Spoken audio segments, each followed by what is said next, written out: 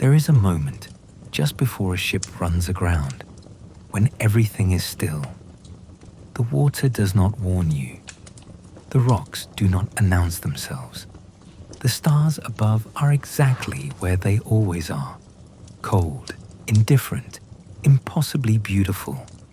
And the men on deck are doing what they have always done, trusting the sky, trusting their calculations, trusting the feeling in their bones that tells them they are safe, that land is still far away, that they have time. They do not have time. On the night of October the 22nd, 1707, 4 British warships sailed into the rocks off the Isles of Scilly in the darkness. The admiral believed he was miles from shore. He was not. Nearly 2,000 men went into the water that night. Most of them did not come back up. And the reason, the only reason, was that no one on board knew exactly where they were. Not because they were careless, not because they were unskilled, but because the science to know did not yet exist. You're listening to Histomnia. If this kind of story helps you rest, consider subscribing. It truly helps the channel grow. And let us know in the comments, where are you watching from and what time is it there? We love knowing who's with us in the quiet hours. And if there's a topic you'd like to hear next, leave it below. Now, close your eyes if you like. Let the world around you grow quiet. And let us drift slowly and together back into the age when the ocean was the edge of everything known, when men with cutlasses and compasses sailed into the dark and trusted, above all else, the stars. The year is somewhere in the early 18th century. The place is the Atlantic Ocean, though that name, that clean cartographic name, does not quite capture what it was. It was not a place on a map. It was an absence, a vast and breathing silence that stretched from the known shores of Europe westward into something that no living person had fully measured or understood. To sail into it was to leave the world of certainty behind. To sail into it as a pirate was to do so by choice. The ship moves slowly tonight. The wind is light, coming in from the northwest, filling the sails with a low and steady pressure that the crew barely notices anymore. They have been at sea for weeks. The ropes are stiff with salt. The wood of the deck is dark and swollen. Below, men sleep in hammocks strung so close together that when one man turns in his sleep, the others shift slightly, like water disturbed by a stone. The smell is of tar and sweat, and something older, brine perhaps, or rot, or the particular staleness of a confined space that has not seen clean air in too long. On deck, a single lantern burns near the helm. The man holding the wheel does not look at it.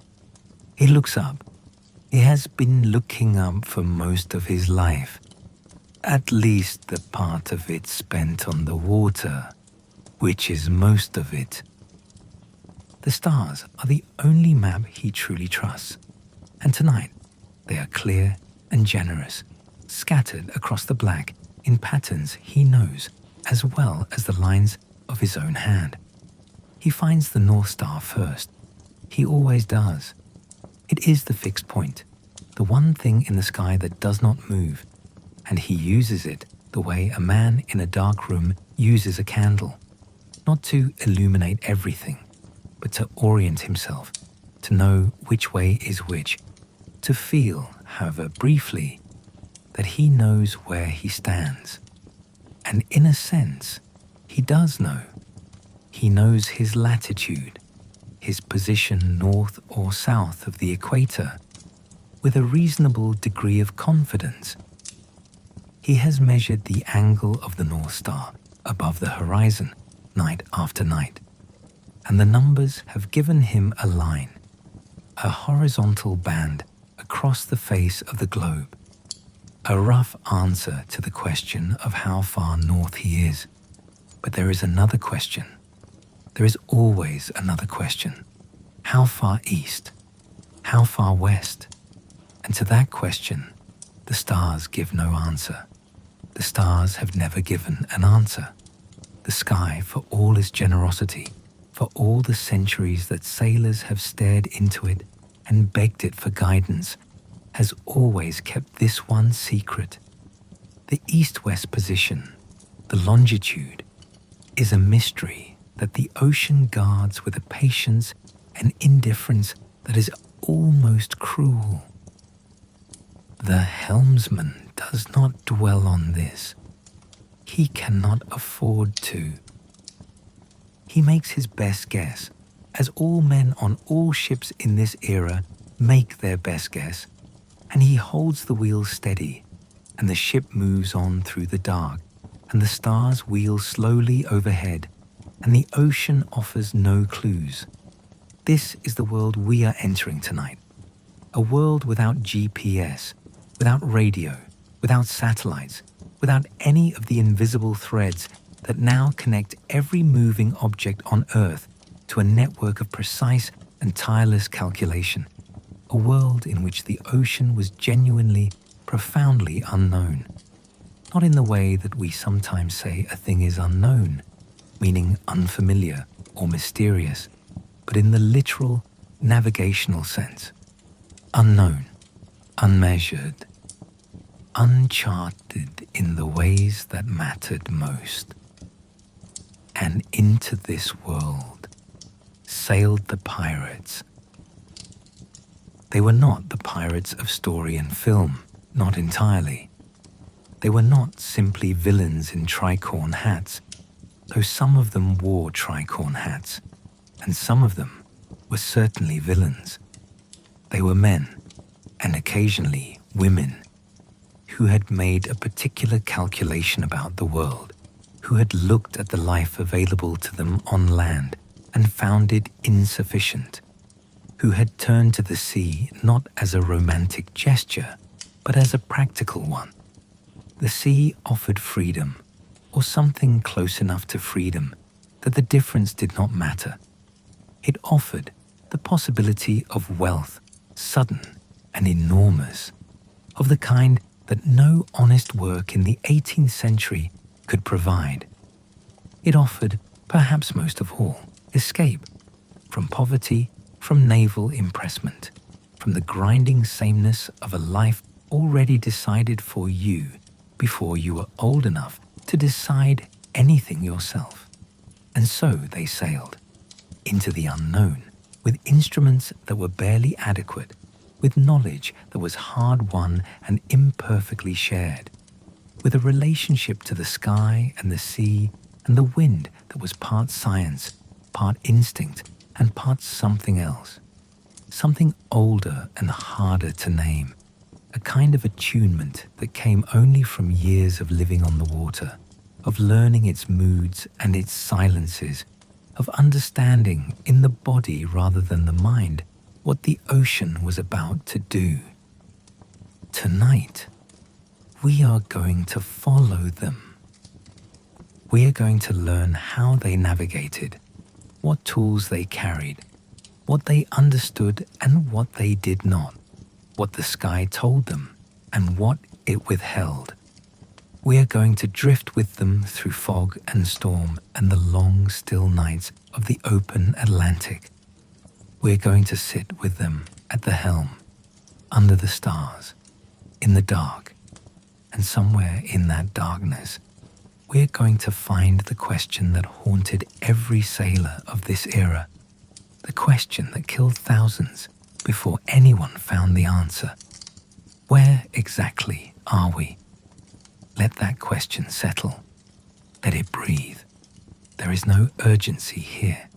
The ocean is patient. The stars are patient.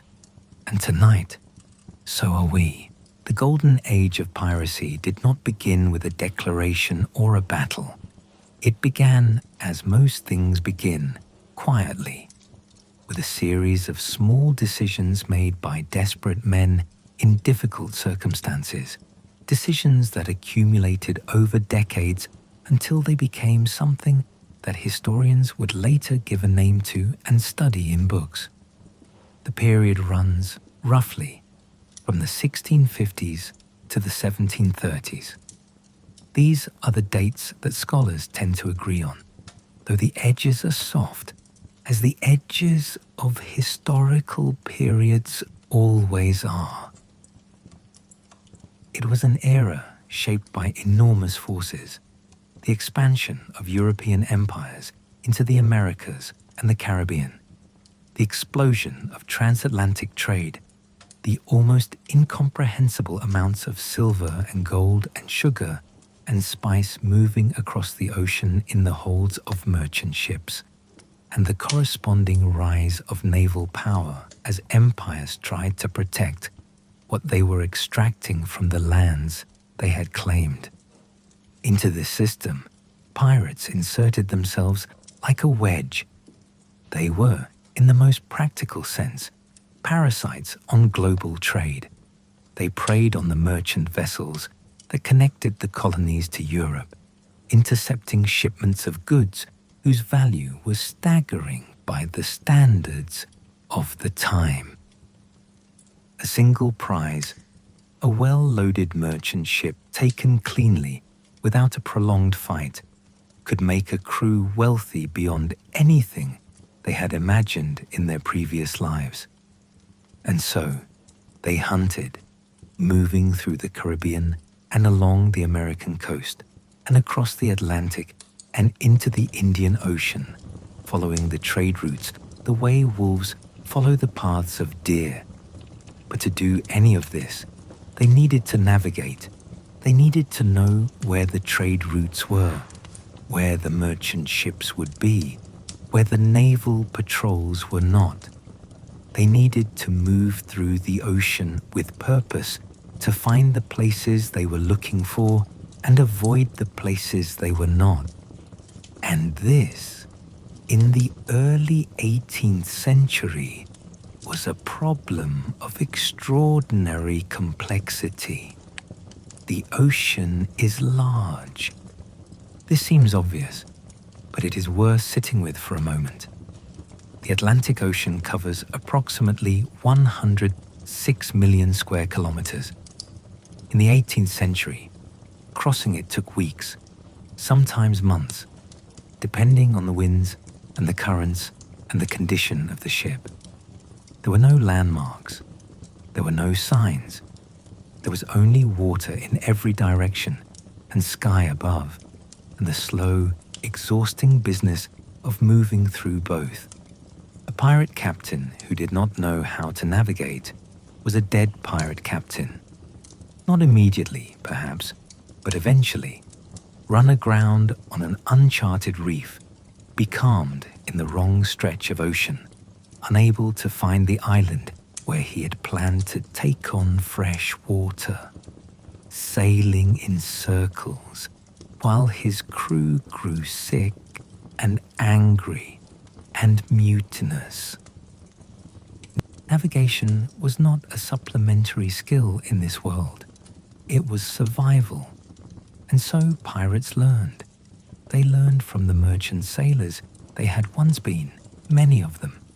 For piracy was not a career that most men chose from birth. It was a second chapter, often a desperate one. The majority of the men who sailed under the black flag had spent years in legitimate seafaring before circumstances, poverty, impressment, abuse at the hands of officers.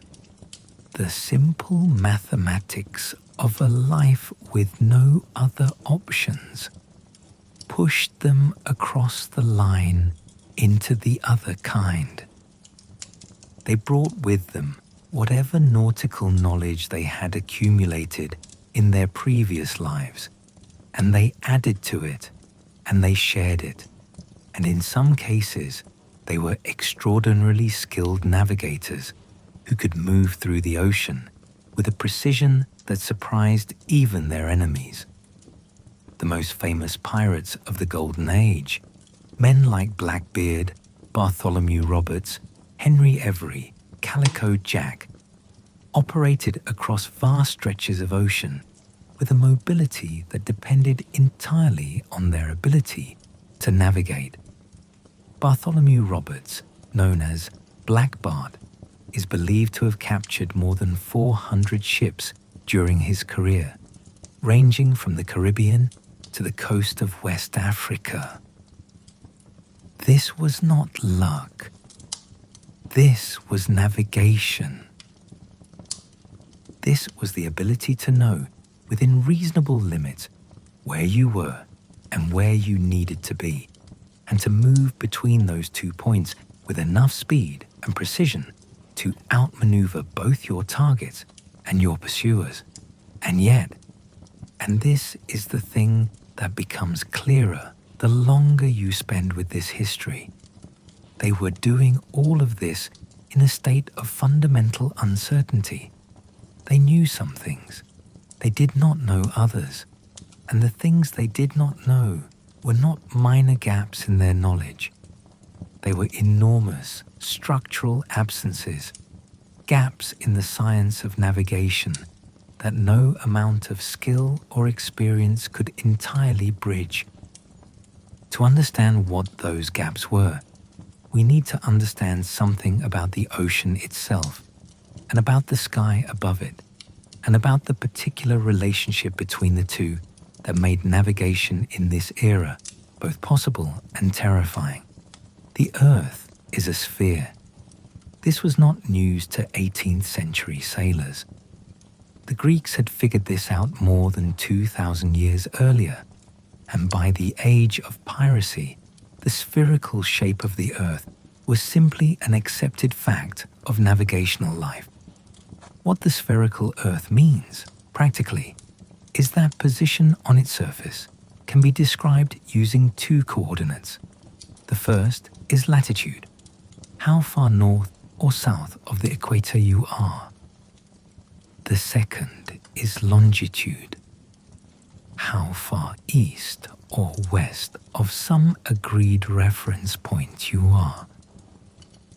Latitude, by the early 18th century, was relatively easy to determine at sea.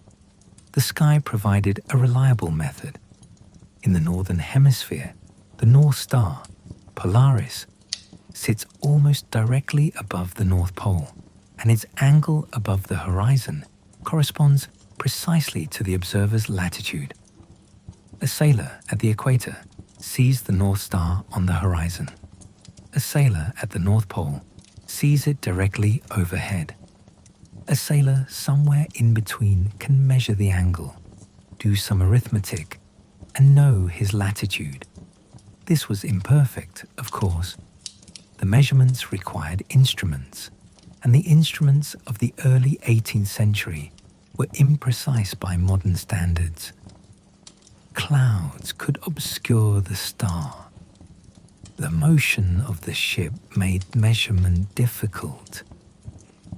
But the method worked well enough, often enough, that latitude was a solved problem by the age of piracy. Sailors knew how far north or south they were. They could say with some confidence that they were on a particular band of the globe. But longitude, the east-west position, was something else entirely. There was no star that told you your longitude. The night sky provided no fixed point that corresponded to east-west position, the way the North Star corresponded to north-south position. The sky moved, or rather, the Earth rotated beneath the sky, and the effect of this rotation was that the stars and the sun appeared to move from east to west across the heavens, tracing their arcs at a rate of about 15 degrees per hour. This movement was the problem. It meant that the sky looked different, depending not just on where you were, but on when you were. And without knowing both, you could not derive your longitude from the sky alone. The pirates knew this. Every sailor of the era knew this. It was not a secret. It was simply a problem that had not been solved. One of the great open questions of the age. A challenge so fundamental and so persistent that it had defeated astronomers and mathematicians and seafarers for centuries. And in the meantime, they did what people always do when faced with an unsolvable problem. They found workarounds. They improvised. They developed techniques that were not perfect, but were better than nothing. Methods that allowed them to move through the ocean with a degree of confidence that was, in retrospect, almost heroic in its optimism. One of those methods was dead reckoning. Another was celestial navigation, the careful, patient reading of the sky for every clue it was willing to give. And together, these two approaches formed the foundation of everything that pirates and sailors of the Golden Age knew about where they were. We will spend some time with each of them because they deserve that time. They are not simple techniques, and understanding them, really understanding them, not just the names, but the practice, the feel of them, the way they worked on a dark night on a rolling deck, is the only way to understand what the ocean was like for the men who sailed it in this era. But there is no hurry. The ship is moving slowly. The stars are bright. The night is long. And we have all the time we need on a clear night in the open ocean, far from any coast, far from any city. The sky is something that most of us alive today have never truly seen. We live under a permanent haze of light, the accumulated glow of millions of street lamps and windows and screens, a ceiling of amber and white that sits above every city and town and suburb and dims the stars to a handful of the brightest, the ones strong enough to punch through the interference. We say we are looking at the stars when we look up on a clear night, and some of them are there, a few dozen perhaps, the obvious ones, the ones that have names in every language. But what we are seeing is a shadow of the real thing. The real thing, the sky as it appeared to a pirate on the open ocean in the early 18th century, on a night without clouds, far from any shore, was something else entirely. It was not a few dozen stars. It was thousands, tens of thousands, a density of light so extraordinary that the sky itself seemed to glow, seemed to have texture and depth and weight, seemed less like an absence above and more like a presence, a second ocean inverted overhead, silver where the first was black, still where the first moved, enormous and ancient and indifferent, and somehow, despite all of that, useful, because the stars were useful. That was the extraordinary thing. For all their remoteness, for all the vast and incomprehensible distances between them and the tiny wooden ship moving across the water below, the stars were the most reliable navigational tools available to an 18th century sailor. They were always there on clear nights. They were always in the same positions relative to one another. They moved across the sky in patterns that were predictable and repeatable and, with enough study and practice, readable. The man who could read the sky was a man who could navigate, and the pirates of the Golden Age, by and large, were men who had spent enough time on the water to learn at least the basic vocabulary of the heavens. The North Star was the first word in that vocabulary, and in many ways the most important. Polaris, as astronomers called it, sits within about 1 degree of true north in the sky, close enough for practical navigation to be treated as exactly north. It does not rise or set. It does not wheel across the sky the way other stars do. It simply sits there, steady and unwavering, at the same point in the heavens every night of the year, a fixed reference point that a sailor could use to orient himself, no matter where he was in the northern hemisphere. Finding the North Star is not difficult if you know where to look. The two outermost stars of the Big Dipper, the ones that form the outer edge of the cup, point directly toward it. Any sailor who knew the Big Dipper, which was almost any sailor at all, could find Polaris in seconds, even on nights when the rest of the sky was clouded over, but those particular stars were visible. And once you had Polaris, you had your latitude. The method was simple in principle, though requiring some practice to execute well. You measured the angle between Polaris and the horizon, the angular altitude of the star. This angle, measured in degrees, was your latitude. If the star was 10 degrees above the horizon, you were at 10 degrees north latitude. If it was 45 degrees up, you were at 45 degrees north. The relationship was direct and reliable, and it had been understood for centuries before the Golden Age of Piracy began. Of course, measurement required an instrument. In the early years of the period, many sailors used a device called the cross-staff, a simple wooden rod with a sliding crosspiece. The navigator would hold the rod to his eye and slide the crosspiece until one end aligned with the star and the other with the horizon, then read the angle from the markings on the staff. It was awkward, especially when the star in question was the sun, which required looking directly at it, a habit that ruined the eyes of more than one navigator over the course of a career. The backstaff, an improvement developed in the late 16th century, solved this particular problem by allowing the navigator to take a solar measurement with his back to the sun, using shadows rather than direct observation. It was more accurate than the cross-staff and considerably kinder to the navigator's eyesight, and it was widely used throughout the Golden Age.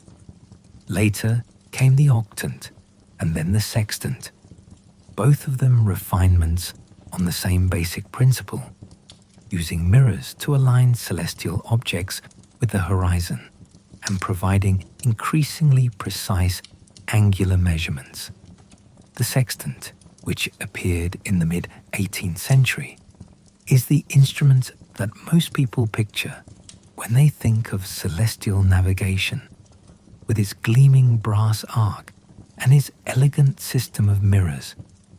But for much of the Golden Age, the tools available were cruder than this, and the measurements they produced were correspondingly rougher. Still, rough latitude was vastly better than no latitude. A navigator who knew he was at, say, 25 degrees north, with an uncertainty of a degree or two in either direction, knew something real and useful about where he was.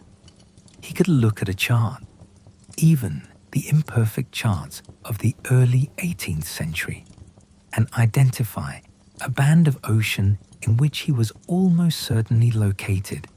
He could adjust his course to move toward or away from the equator, to position himself in the right latitudinal band for whatever destination he was aiming at.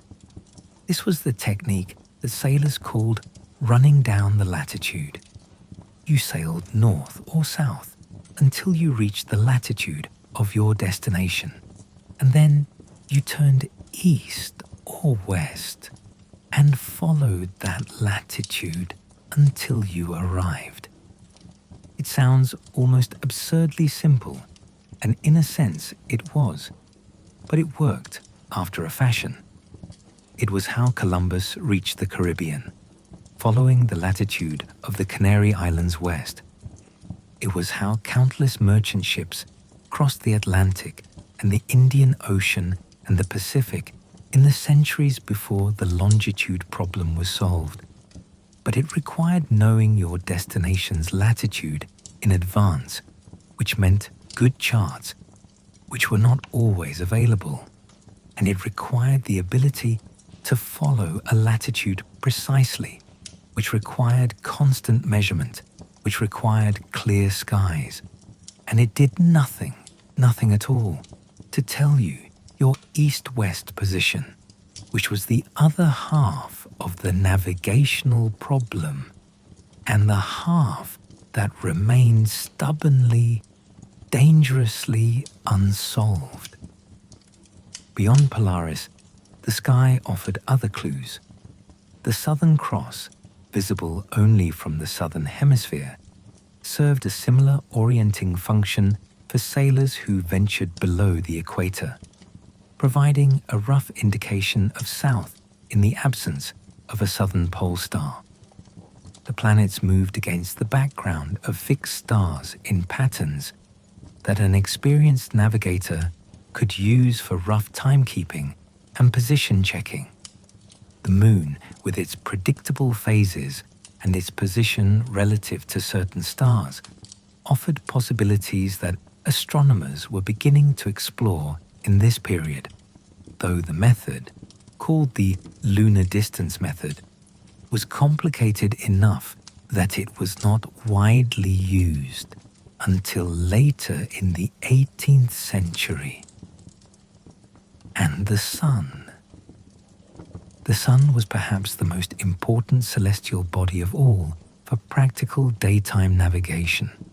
Its arc across the sky, rising in the east, reaching its highest point at local noon, setting in the west, provided both direction and a kind of rough clock. A navigator who could identify the moment of local noon, the instant when the sun reached its highest point in the sky, knew that he was looking south in the northern hemisphere and could measure the sun's altitude to determine his latitude, just as he could with Polaris at night. A pirate navigator, then, was a man in constant dialogue with the sky. He looked up at night and found his stars. He looked up by day and tracked the sun. He noted the angle of the light, the direction of the shadows, the arc of the moon on the nights when it was visible. He did not always understand the mathematics behind what he was observing. Many navigators of the era worked by rule of thumb, by memorized procedures, by the accumulated wisdom of sailors before them, rather than by formal astronomical education. But he understood the sky the way a craftsman understands his tools, not theoretically, but practically, in the body, in the hands, in the accumulated memory of years of use. And on clear nights, this was enough. On clear nights, the sky was generous, and the navigator could find his latitude and his direction and feel, however provisionally, that he knew where he was. But the sky was not always clear. There is something quietly beautiful about the navigational instruments of the Golden Age, something that you notice immediately when you see them in a museum case or a photograph, something that the clinical language of their function does not quite capture. They are made of brass mostly, and wood, and sometimes ivory. They are small enough to hold in one hand, heavy enough to feel solid and purposeful, worn smooth in the places where generations of hands have gripped them. They smell, if you get close enough, of oil and salt and something metallic, a combination that carries its own kind of history, its own weight of accumulated use. They are beautiful in the way that tools made with great care are always beautiful, not decoratively, not ornamentally, but with the specific beauty of things designed to do exactly one thing, and to do it as well as can be managed. They are also, by modern standards, astonishingly crude. This is not a criticism. The men who made them were working at the limits of what the technology of their era could achieve, and within those limits, they produced instruments of remarkable precision. But the limits were real, and they shaped everything about how navigation worked in the age of piracy. Let us begin with the compass. The magnetic compass had been used for navigation for centuries before the Golden Age began. Chinese sailors had been using magnetic needles for navigation since at least the 11th century, and the knowledge had spread gradually westward until, by the 13th and 14th centuries, European sailors were using compasses as a matter of course. By the 18th century, the compass was so fundamental to seafaring that it was nearly invisible, simply part of the equipment, assumed and unremarked, like the ropes and sails. A compass tells you which direction is magnetic north. This seems like a clear and simple thing, and in many contexts it is. But on the open ocean in the early 18th century, the compass came with a complication that was both well known and persistently difficult to manage. The complication was this: magnetic north and true north are not the same thing. The Earth's magnetic field is generated deep in its interior by the movement of molten iron in the outer core. The magnetic poles, the points toward which a compass needle points, are not located at the geographic poles, the points around which the Earth rotates. They are close, but not exactly coincident, and more than that, they move. Slowly, over decades and centuries, the magnetic poles drift across the surface of the planet, and this means that the difference between magnetic north and true north, a difference called magnetic declination or magnetic variation, changes over time and varies by location. 18th century navigators knew about magnetic variation. They kept tables of it, or tried to, tables that listed the variation in different parts of the ocean, so that a navigator could correct his compass readings accordingly. But the tables were imperfect. The measurements that went into them were imperfect, and the variation itself changed slowly over time, meaning the tables that were accurate when they were compiled became gradually less accurate as the years passed. The result was a persistent, low-level uncertainty in the directional information that the compass provided. A navigator who knew his variation and corrected for it could trust his compass to a reasonable degree. A navigator who did not, or who was working from outdated tables, might be sailing in a direction that differed from what he intended by several degrees. A small error that would compound over days and weeks into a significant positional error. Then there was the astrolabe, or more precisely, the mariner's astrolabe, a simplified version of the astronomical instrument of the same name, stripped down to the essentials for practical use at sea.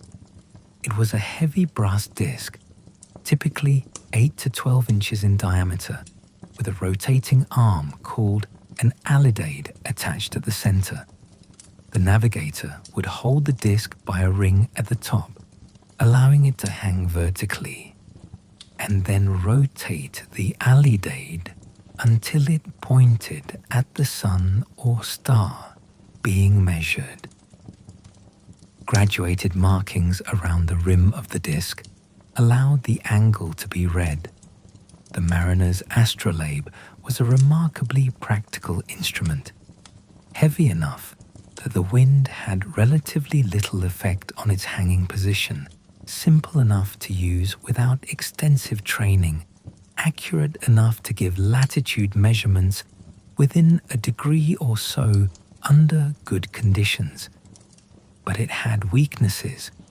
It was difficult to use in rough weather when the ship was rolling and the sea spray was flying. It required clear sight of the celestial body being measured, and it was gradually being replaced through the early decades of the 18th century by better instruments, the backstaff, and later the octant and sextant. Charts, maps of the ocean and its coastlines, were perhaps the most important instruments of all, though calling them instruments feels slightly wrong. They were more like accumulated knowledge made physical, the distilled result of centuries of observation and measurement and careful record keeping. A good chart told you the shape of coastlines, the location of reefs and shoals, the depths of harbors, the direction of currents, the positions of known landmarks. It was the closest thing available to a picture of the world as it actually was. But charts were imperfect in ways that could be fatal. Coastlines that had been carefully surveyed were reasonably accurate. Coastlines that had been quickly sketched from a passing ship or derived from the accounts of sailors who had been there decades earlier might be significantly wrong. The positions of islands in the Pacific and Indian Ocean were particularly unreliable. Errors of dozens of miles were not uncommon, and the open ocean itself was largely unmapped in the sense that there was nothing on it to map, only water and wind and the invisible lines of latitude and longitude. A pirate captain acquiring a new chart was acquiring not just a document, but a set of probabilities and uncertainties. This coastline is probably accurate. This island is somewhere in this vicinity. These depths are approximate. Use with caution. Do not trust any single piece of information so completely that you stop looking where you are going. The best navigators of the era were men who understood this implicitly, who used their instruments and their charts as starting points rather than final answers, who cross-checked everything they could cross-check and held everything loosely, ready to revise their understanding of their position at a moment's notice. They were, in a sense, scientists, not in the formal institutional sense, but in the practical sense of men who made observations, formed hypotheses, tested them against new observations, and updated their beliefs accordingly. They were also, of course, navigating in one of the most demanding environments imaginable, on moving ships in variable weather, with imperfect instruments and incomplete charts, often tired, often sick, often under the stress of knowing that a bad decision could kill them and everyone around them. The tools helped. The tools were essential. But the tools were not enough on their own. They needed to be combined with something that no instrument could provide, a technique, a method, a way of reasoning from incomplete information to the best available estimate of where you were. That technique was called dead reckoning, and it was the heart of 18th century navigation. Dead reckoning. The name sounds ominous, and perhaps it should. The origin of the term is debated. Some say it is a corruption of deduced reckoning. Others that dead simply means absolute or complete in this context, as in dead stop or dead ahead. Whatever its etymology, the practice it describes was the most fundamental navigational method of the age, the technique that every sailor used every day, the method that underpinned all other methods and held the whole system of maritime navigation together. And it was, at its core, a form of educated guessing. Here is how it worked. You start from a known position, a port, a coastline, a landmark you have positively identified, a celestial fix you trust. From that starting point, you keep track of three things: the direction you are traveling, the speed at which you are moving, and the time that has elapsed. From these three pieces of information, you calculate where you must now be. If you left from point A, traveling in direction B, at speed C, for time D, then you should now be at point E. The calculation is simple. The problem is that each of its components is subject to error, and those errors accumulate. Direction first. You determine your heading from the compass, corrected as best you can for magnetic variation. But the compass gives you your intended direction, the direction the ship's bow is pointing. The direction the ship is actually moving may be different because of currents.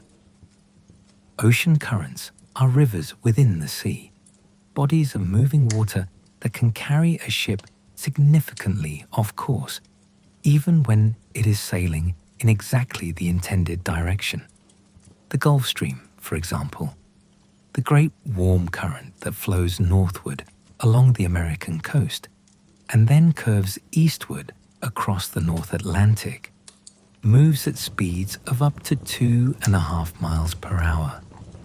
A ship crossing the Atlantic without accounting for the Gulf Stream would arrive significantly north of its intended destination, having been carried off course by a force it could not see or directly measure.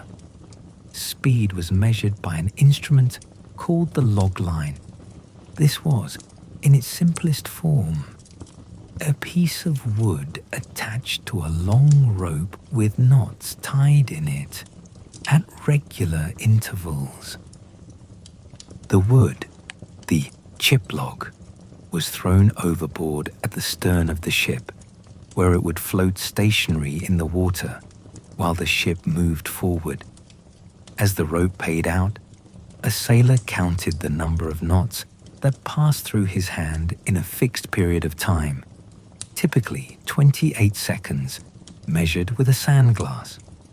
The number of knots counted gave the ship's speed in nautical miles per hour, which is why, to this day, we measure a ship's speed in knots. Time was measured by glass, sand glasses that ran for various periods, from 30 seconds to 4 hours. These were reasonably reliable, but they needed to be turned at exactly the right moment, which required someone to be watching them at all times. On a busy ship, in difficult conditions, they were sometimes turned late. Sometimes, in the chaos of a storm or a battle, they were turned not at all, and the navigator would later have to estimate the elapsed time from memory. All of these errors, in direction, speed, and time, combined and multiplied. Each small uncertainty compounded the ones before it. Over a short distance, over a few hours of sailing in good conditions, the accumulated error might be small enough to be tolerable, a few miles perhaps, which could be corrected the next time a clear sky allowed a celestial fix. Over a week of sailing in poor visibility, in strong currents, in variable winds, the error could grow to dozens of miles. Over a transatlantic crossing of several weeks, with no opportunity for celestial correction, the error might be 100 miles or more. 100 miles. On the open ocean, far from any coast, 100-mile error in your estimated position is not necessarily a problem. The ocean is large. 100 miles in the wrong direction is still ocean, still water, still survivable. You look up when the sky clears, take a new fix, correct your position, and carry on. But near a coast, near a reef, near rocks, near the shallows that lurked around every island and headland, 100-mile error was not survivable. It was the difference between open water and the bottom of the sea. Pirates, by the nature of their trade, spent a great deal of time near coasts. They haunted the approaches to ports, the narrow channels between islands, the shallow waters where merchant ships had to slow down and maneuver. These were the hunting grounds, the places where prey was most concentrated and most vulnerable. They were also, not coincidentally, the most dangerous places to navigate. A pirate captain approaching a coastline after a long open ocean passage was always in a state of heightened alertness, a particular kind of focused anxiety that every experienced sailor understood. He was working with a dead reckoning position that he could not fully trust, approaching land that might not be exactly where his chart said it was, in conditions that added further uncertainty to an already uncertain situation. He would be posting extra lookouts. He would be taking depth soundings, dropping a weighted line over the side to measure the water's depth, watching for the shallowing that indicated approaching shore. He would be looking for landmarks he recognized, trying to match what he saw against what his chart showed, working to build up a picture of his actual position from every scrap of information available. This was the art of landfall, one of the most demanding and most dangerous moments in 18th century seafaring, the moment when the dead reckoning estimate, accumulated over days or weeks of open ocean sailing, had to be reconciled with reality, the moment when you found out whether your math was right. Sometimes it was. A skilled navigator with good instruments and favorable conditions could make landfall within a mile or two of his intended point, could approach a strange coast with his position well in hand, could thread through channels and past reefs without incident. This happened.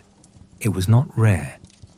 The Golden Age produced many navigators of extraordinary skill, men who understood the ocean and the sky and the mathematics of position with an intimacy that bordered on the intuitive. But sometimes the math was wrong. Sometimes the errors had accumulated beyond what any skill could compensate for. Sometimes the current had been stronger than estimated, or the compass variation had been miscorrected, or the sandglass had been turned late one too many times, and the ship was not where the navigator thought it was, and the darkness ahead that he had taken for open ocean was in fact a coastline approaching fast. Those were the nights that ended in disaster. Those were the nights that haunt the history of this era. The wrecks, the groundings, the ships that simply disappeared last seen sailing toward a coast that they apparently never saw in time. The pirates knew this risk. They lived with it as all sailors of the era lived with it, not as a constant source of terror, because no one can sail for years in a state of constant terror, but as a background awareness, a knowledge that the margin between competence and catastrophe was narrower than it might appear. There is a particular kind of silence that settles over a ship when the fog comes in. It is not a peaceful silence. It has too much in it for peace, too much uncertainty, too much suppressed alertness, too much of the knowledge that the world has shrunk to the circle of grey visibility around the hull, and that anything outside that circle is simply unknown. The sounds that normally orient you at sea, the distant crash of surf, the call of seabirds, the sounds of other ships, are muffled and distorted by the fog, arriving from unexpected directions, impossible to triangulate, more confusing than helpful. The crew moves quietly in this silence. They know, without being told, that this is a moment for care. The captain stands near the helm, straining his eyes into the grey, listening. The lookouts are at their posts, peering into a visibility that might be 200 yards, or 50, or less, with no way to know what is lurking just beyond the edge of sight. Fog was one of the great hazards of 18th century seafaring, and not only because it obscured vision, it also obscured the sky. No stars, no sun, no horizon. The instruments that allowed celestial navigation were useless. The dead reckoning position was the only thing left. And if the dead reckoning position had been accumulating errors for days and the fog had been down for hours, then the uncertainty about where the ship actually was could be very large indeed. For pirates, fog was a double-edged condition. On one hand, it offered concealment. A ship that could not be seen, could not be chased, could not be identified, could not be forced into a fight it did not want. Many a pirate ship had slipped away from a pursuing naval vessel under cover of fog, using the cover to change course and disappear into the grey. Fog was, in this sense, an ally. On the other hand, fog obscured the coastlines and reefs that were the real danger. A pirate who used fog to evade pursuit might find himself, when the fog lifted, in waters he did not recognize, with a dead reckoning position he no longer trusted, approaching a hazard he could not have anticipated. The same grey blanket that hid him from his enemies hid the rocks from him. Storms were worse. Not in terms of navigational uncertainty. A storm with clear skies was navigable in a rough and frightening way, but in terms of the sheer violence of the experience, the way a bad storm at sea could overwhelm even the most carefully maintained navigational awareness and reduce every sailor on board to a single desperate focus: survival. The Atlantic in the age of piracy was a place of extraordinary weather. The trade winds, the reliable east to west winds that blew across the tropical Atlantic, made the crossing from Europe to the Caribbean relatively predictable for much of the year. But the Caribbean itself was subject to hurricanes, the great rotating storms that built over warm tropical water and could achieve wind speeds that no wooden ship was designed to withstand. The North Atlantic was subject to winter gales of terrifying intensity. The waters around Cape Horn, where the Atlantic met the Pacific, were notorious for conditions that had wrecked more ships than any other single stretch of ocean on Earth. A ship caught in a serious storm had almost no ability to maintain a known course. The wind was in control. The only real option was to run before it, to point the bow in whatever direction the storm allowed, and simply try to stay afloat, to keep the bow into the waves, to manage the sails in ways that reduced the risk of the vessel rolling over or broaching or breaking apart under the strain. Navigation in any meaningful sense was impossible. You were where the storm put you, and you found out where that was when the storm ended and the sky cleared and you could take a new position, which was sometimes a very long way from where you had been. A pirate ship that had been driven south by a gale for 3 days would emerge from the storm with a dead reckoning position accumulated over those 3 days that was almost certainly significantly wrong. The wind speed had been variable and difficult to estimate. Their actual course had been influenced by wave action and current in ways that were impossible to account for. The time had been measured imperfectly in the chaos.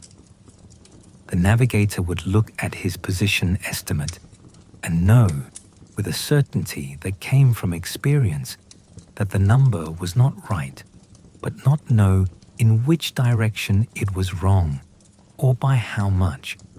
There was a skill that experienced sailors called smelling the land, an ability to detect the approach of a coast before it was visible, using evidence that was partly sensory and partly intuitive. The color of the water might change slightly. Shallower water had a different quality of light in it. Birds appeared, species that did not venture far from shore. The smell of vegetation could carry far out to sea on the right wind. The temperature of the water might change, as cold upwelling near a coast mixed with the warmer surface water of the open ocean. The motion of the sea itself would alter as the bottom rose to meet the keel, the waves shortening and steepening in ways that a sensitive helmsman could feel through the wheel. None of these were precise instruments. None of them gave a reliable answer to the question of exactly where you were. But together, they formed a picture, a probability assessment built from dozens of small observations that allowed an experienced navigator to know with a confidence that was hard to justify on paper, but was nonetheless real when land was near. This was the knowledge that lived in the body rather than the mind. This was what years on the water gave you, the kind of understanding that no chart and no instrument could fully replace. And it was, in the fog and the storm and the dark, often the last line of defense between the ship and the rocks. But even the best instincts failed sometimes.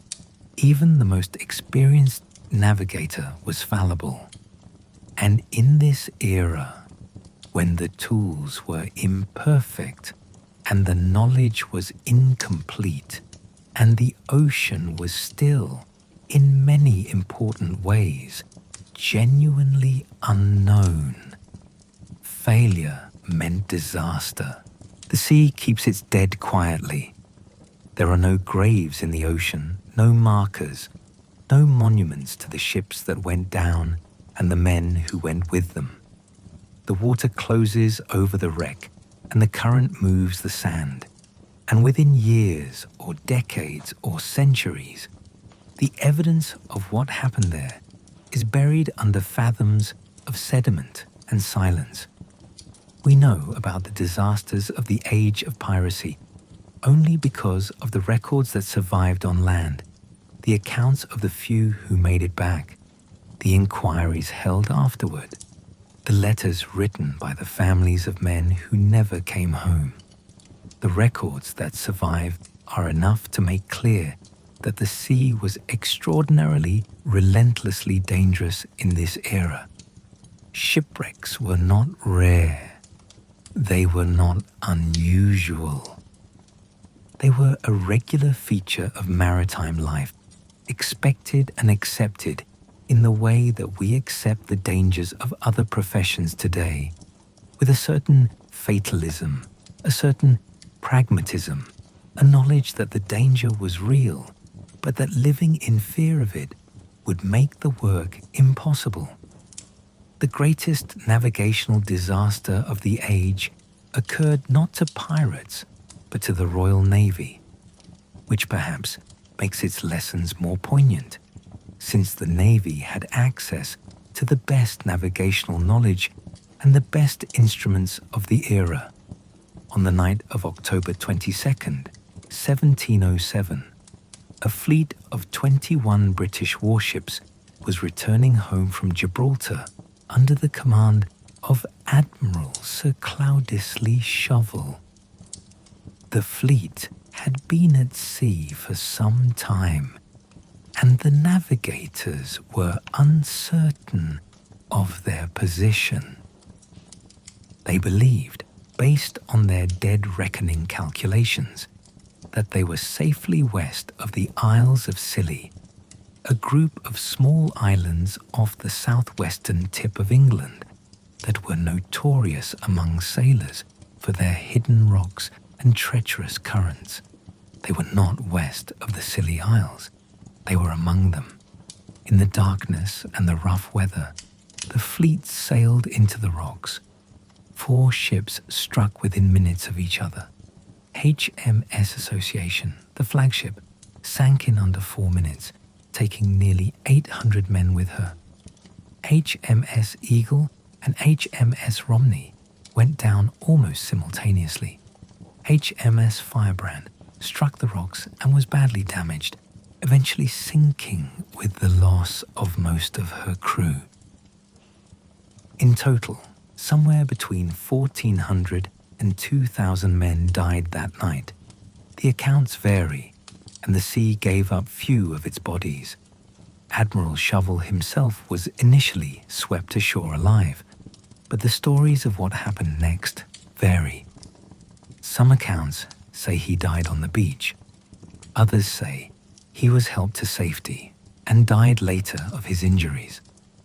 There is a persistent and probably apocryphal legend that he was murdered by a local woman who coveted the rings on his fingers. The truth, like so much of what happened that night, is lost. What is not lost is the lesson. The navigational error that led the fleet into the rocks was not the result of incompetence.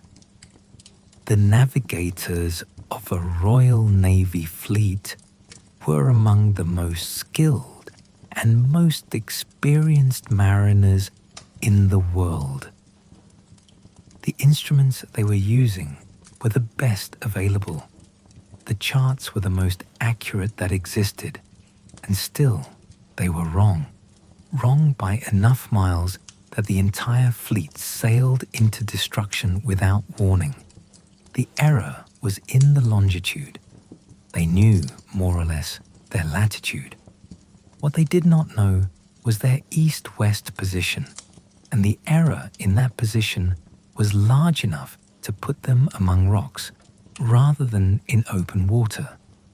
And there was no way, with the tools available in 1707, to have known their longitude precisely enough to avoid that error.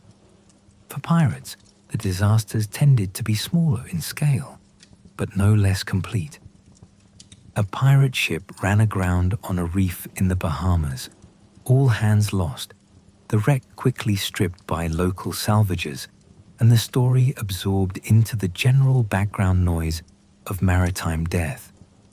a sloop misjudged the approach to a Caribbean island and struck a submerged rock in the channel, sinking in 20 feet of water within sight of the shore. A crew that had spent months at sea surviving storms and naval patrols and the other ordinary dangers of the pirate life ended in the shallows of an unfamiliar coast because the dead reckoning position was wrong by 12 miles. The names of these ships are mostly lost. The stories were not dramatic enough to survive. No famous admiral, no fleet catastrophe, just a wooden ship and a few dozen men going into the water on a dark night and the ocean closing over them, and silence. What has survived in the margins of logbooks and the letters of survivors and the records of inquiries held in colonial ports is a picture of constant, grinding navigational risk. The background radiation of an era in which the sea was genuinely dangerous and the tools to navigate it safely were genuinely inadequate. The disasters were not aberrations.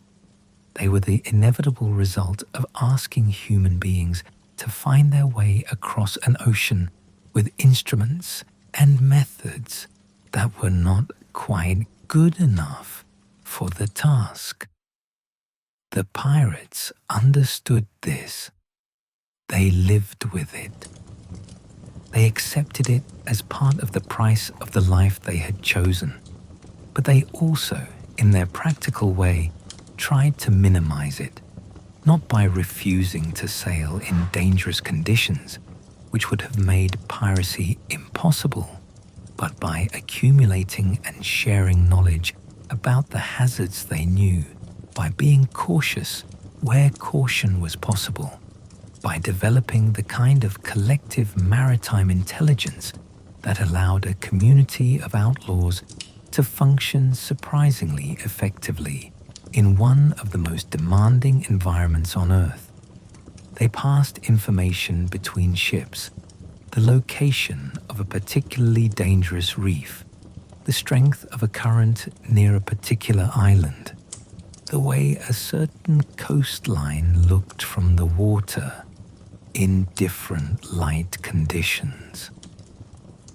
They gathered at the pirate havens, Nassau in the Bahamas, Tortuga off the coast of Hispaniola, the various anchorages in Madagascar, and they talked, the way sailors have always talked, about what they had seen and where they had been and what had nearly killed them. This informal network of maritime knowledge was one of the things that made the Golden Age of Piracy possible. It was also, in a sense, a response to the fundamental inadequacy of the science, a human compensation for a technological failure, a way of filling in the gaps that the instruments and charts and tables could not fill. But it had its limits. It could not tell you your longitude. It could not guarantee that the reef marked on your chart was in exactly the right place. It could not protect you from the night when the sky was closed and the current was stronger than you had been told and the coast was closer than your dead reckoning position suggested. On those nights, all you could do was listen. Listen to the sound of the water. Listen for the change in the quality of the waves. Listen, in the deepest sense, with your whole body, for the information that the ocean was willing to give you, and hope that it was enough. There is a moment in the history of science when a problem becomes famous, not when it is first identified. Problems are identified long before they become famous, not when the first attempts are made to solve it. Attempts begin long before fame arrives. The moment of fame comes when the problem has defeated enough brilliant minds, killed enough people, frustrated enough governments, that it can no longer be treated as merely technical. When it becomes instead, a symbol of the limits of human knowledge, of the gap between what we can achieve and what we need to achieve, of the particular humiliation that the natural world inflicts on human ambition. The longitude problem achieved this status sometime in the early 18th century. By then, it had been a recognized challenge for more than 100 years. The greatest mathematicians and astronomers of Europe had devoted serious attention to it. Multiple governments had offered prizes for its solution, and it remained unsolved, not for lack of trying, but because it was genuinely hard in a way that required both theoretical insight and practical engineering to overcome. The problem, stated simply, is this. Longitude is a measure of east-west position on the surface of the Earth. Unlike latitude, which can be determined from the angle of celestial bodies above the horizon, longitude has no direct celestial equivalent. The stars do not tell you how far east or west you are, because the Earth rotates beneath the stars, and the stars therefore appear to move from east to west across the sky. A star that is directly overhead at one longitude will be directly overhead at a different longitude 6 hours later. The sky is the same sky everywhere, rotating above a rotating Earth, and from it alone you cannot extract your east-west position. What you can extract from the sky, however, is the local time. The sun reaches its highest point, local noon, at a different moment at every longitude. When it is noon in London, it is 9 in the morning in the Azores, 3 hours to the west. The difference between local noon and noon at some reference point is directly proportional to the longitude. Every hour of difference corresponds to 15 degrees of longitude. So if you know the local time, which you can determine by watching the sun, and you also know what time it is at some reference point, which requires a clock set to that reference time, you can calculate your longitude. The theory was understood centuries before the age of piracy. The practice was impossible because of clocks. The clocks of the 17th and early 18th centuries worked well on land. Pendulum clocks, invented by Christian Huygens in 1656, were remarkably accurate, capable of keeping time to within seconds per day under good conditions. But a pendulum clock at sea was useless. The rolling and pitching of the ship disrupted the pendulum's swing, introducing errors that accumulated quickly. Temperature and humidity changes cause the metal components to expand and contract, altering the clock's rate. A clock set accurately in port would be significantly wrong within days of leaving harbour, and the error would grow with time. Without an accurate clock, there was no way to carry the reference time at sea, and without the reference time, there was no way to determine longitude from the local time. The longitude problem was, at its heart, a clock-making problem. A problem that would not yield until someone built a clock that could survive the conditions of ocean voyaging and still keep accurate time. Galileo had seen this. The great Italian astronomer, looking at Jupiter through his new telescope in 1610, had noticed something extraordinary. Jupiter had moons, 4 of them now known as the Galilean moons, that orbited the planet in periods that could be precisely calculated and tabulated. These moons were, in effect, a clock visible from anywhere on Earth with a sufficiently powerful telescope. The idea was brilliant.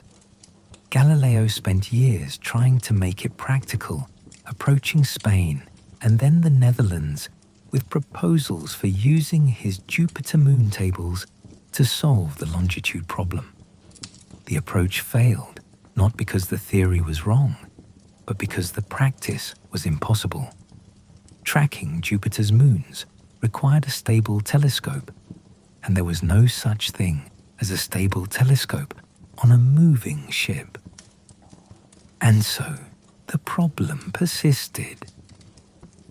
Year after year, decade after decade, the ships went out without knowing their east-west position with any confidence, and year after year, some of them did not come back, and the cause was always, at least in part, the same. They did not know where they were. They could not know where they were. The science did not yet exist.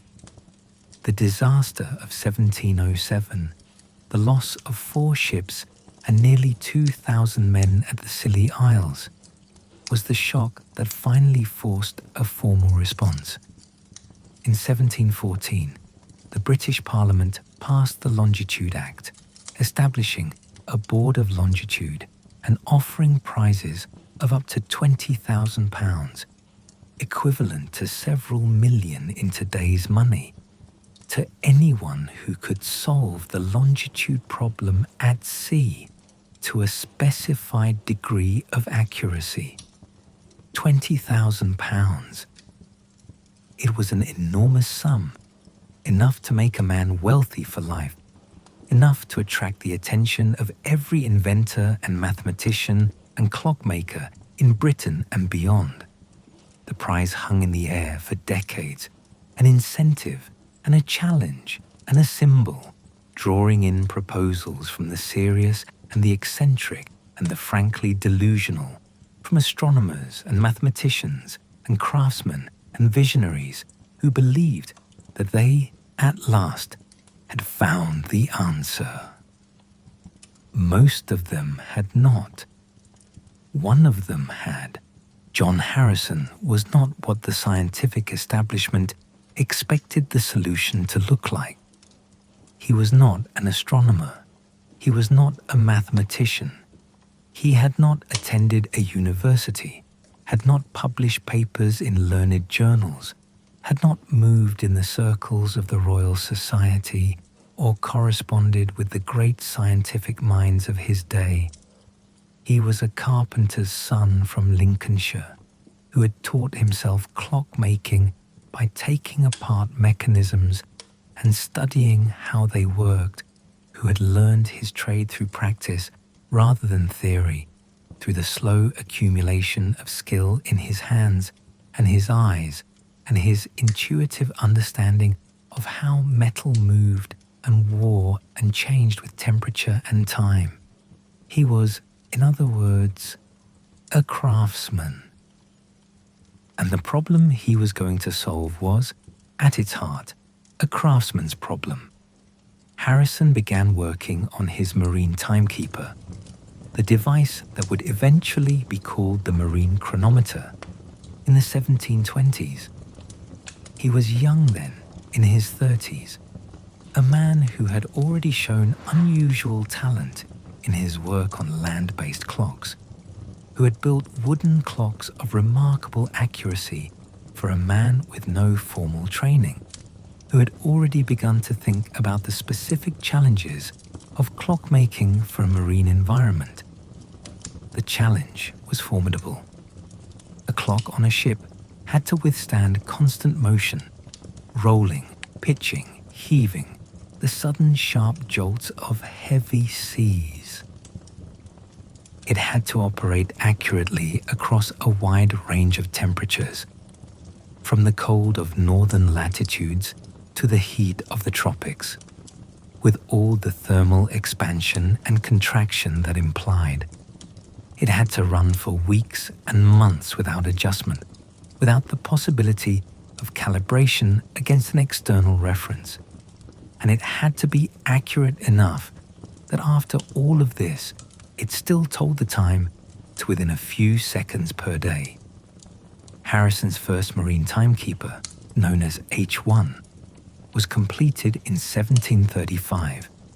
It was a large and complex machine, not a pocket watch or a mantle clock, but an instrument the size of a small cabinet, weighing more than 70 pounds, filled with moving parts of extraordinary ingenuity. Harrison had invented new mechanisms to compensate for the effects of motion, new approaches to the temperature compensation problem, new ways of reducing friction and wear in the moving parts. H1 worked.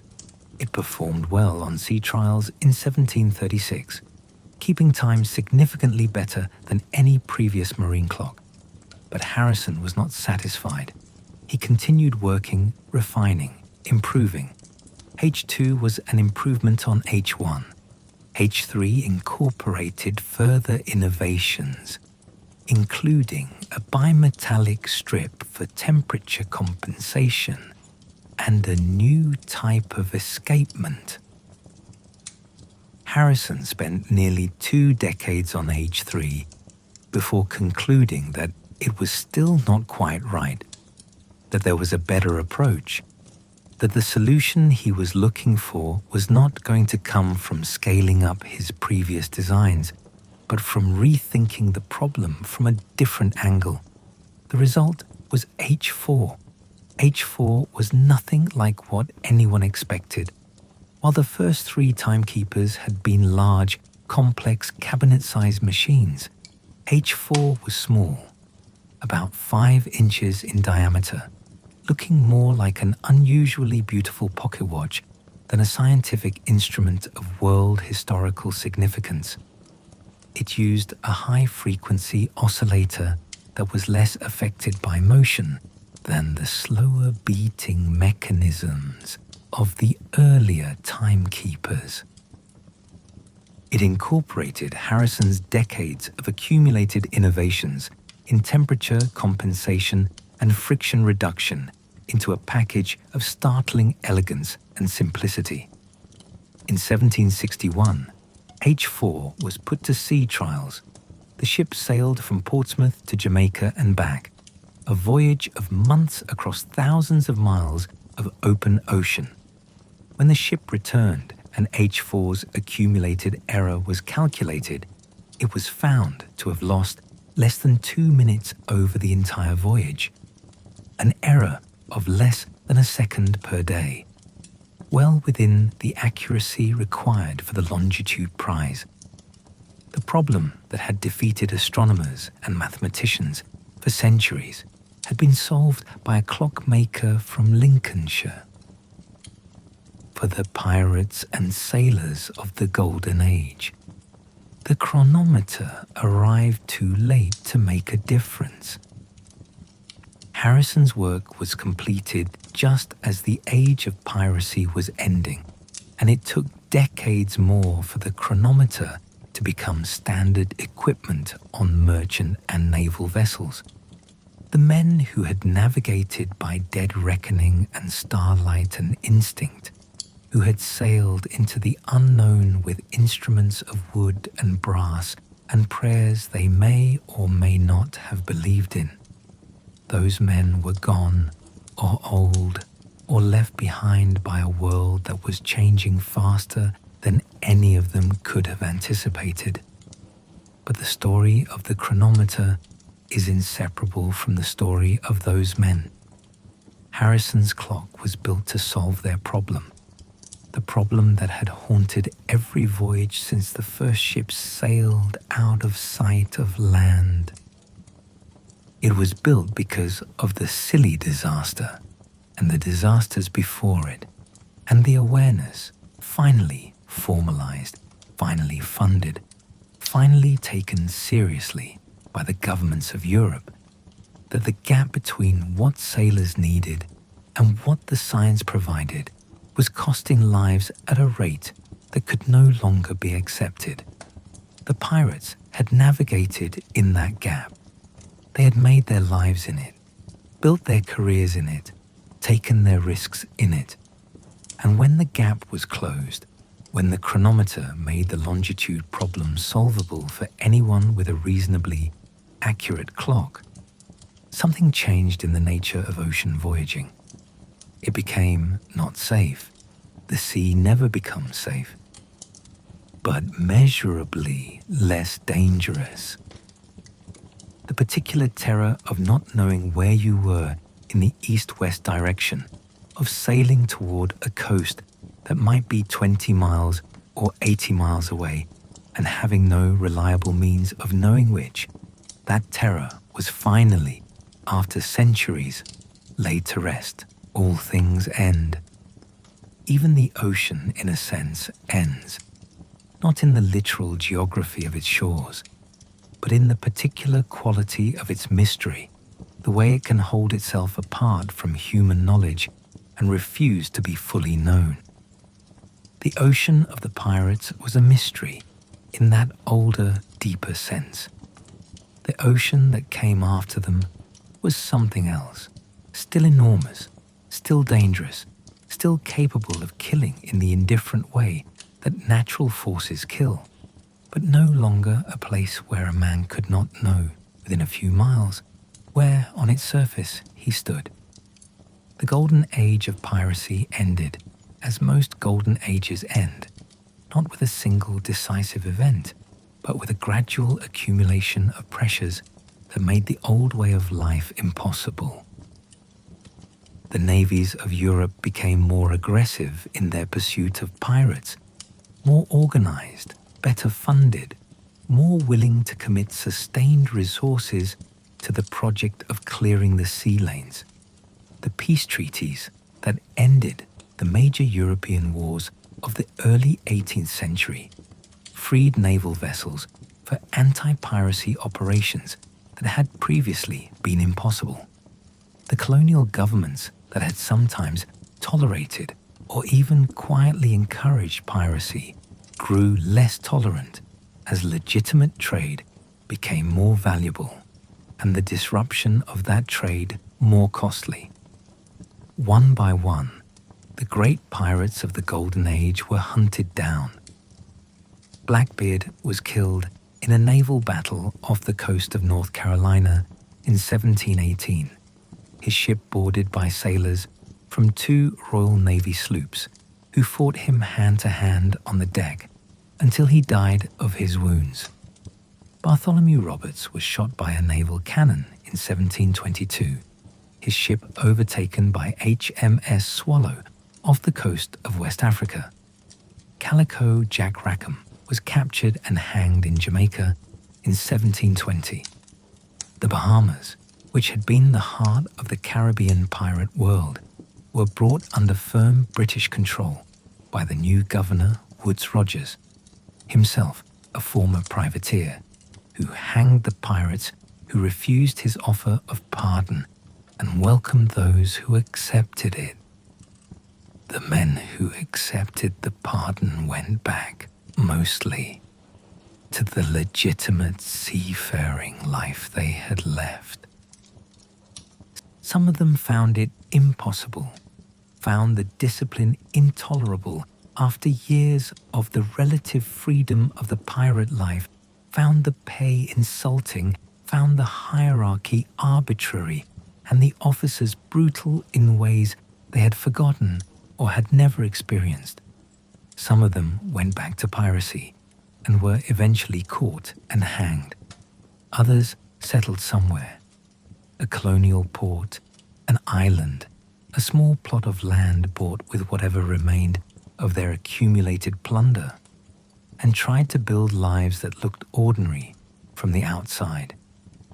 The ocean they left behind was changing. Slowly, imperfectly, but irreversibly, the tools of navigation were improving.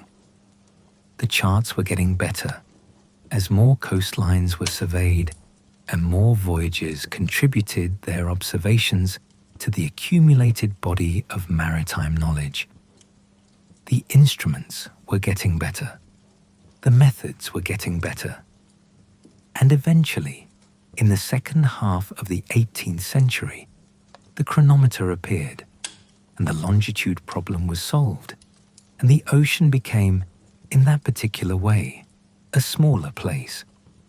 What was lost, along with the uncertainty, was something harder to name. There is a quality to the navigation of the Golden Age, a quality of human judgment under conditions of extreme uncertainty, of decisions made with incomplete information and real consequences, of a relationship with the natural world that required full attention and constant humility, that the chronometer and the accurate chart quietly retired. The navigator who could fix his longitude to within a few miles had something that his predecessors had never had.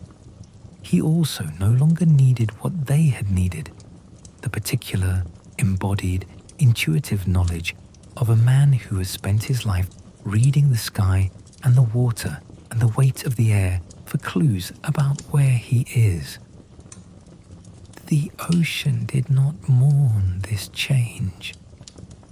The ocean does not mourn anything.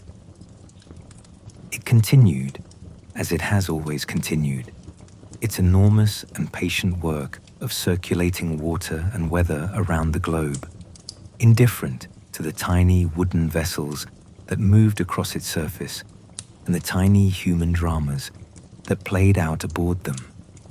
But the men who had sailed it in the age before the chronometer, the navigators and the pirates and the merchant sailors and the naval officers, who had all, in their different ways, come to terms with the fundamental uncertainty of their position on the earth. Those men had a knowledge that was not passed on. It lived in their bodies and in their habits and in the particular attunement to the natural world that came from years of depending on it. And when they were gone, it went with them. What remained was the story, the records of the voyages, the accounts of the wrecks, the journals of the navigators, the charts that accumulated their corrections and additions across the decades of the Golden Age. And through all of these records, if you read them slowly and carefully, you can hear something, not quite a voice, but a presence. The presence of men who spent their lives on the ocean, who knew it better than any chart could represent, who navigated by a combination of science and instinct, and accumulated human wisdom that was, in its own way, as remarkable as any of the formal scientific achievements of the era. They were not always right. They were often in danger. They sometimes died in the exact way that their training was supposed to prevent. But they went out anyway, night after night, into the dark and the cold and the unknown, with their imperfect instruments and their incomplete charts and their eyes on the stars, and they did the best they could with what they had.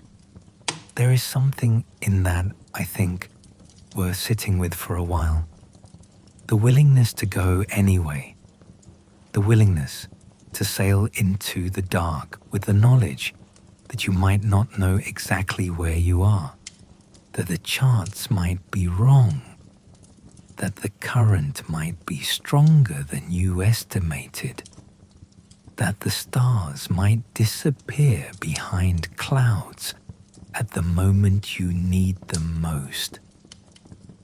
The willingness to hold all of that uncertainty and still move forward, still make the best decision you can with the information available, still turn the wheel and trim the sail and watch the horizon for whatever it might offer. The ocean asked that of everyone who sailed it. It asked it of the honest merchants and the naval officers and the pirates who preyed on them alike. It was not a question about character or morality. It was simply the condition of being at sea in the age before certainty, and the men who answered that question, who got up every morning on the rolling deck and did their work under that vast and generous and sometimes lethal sky.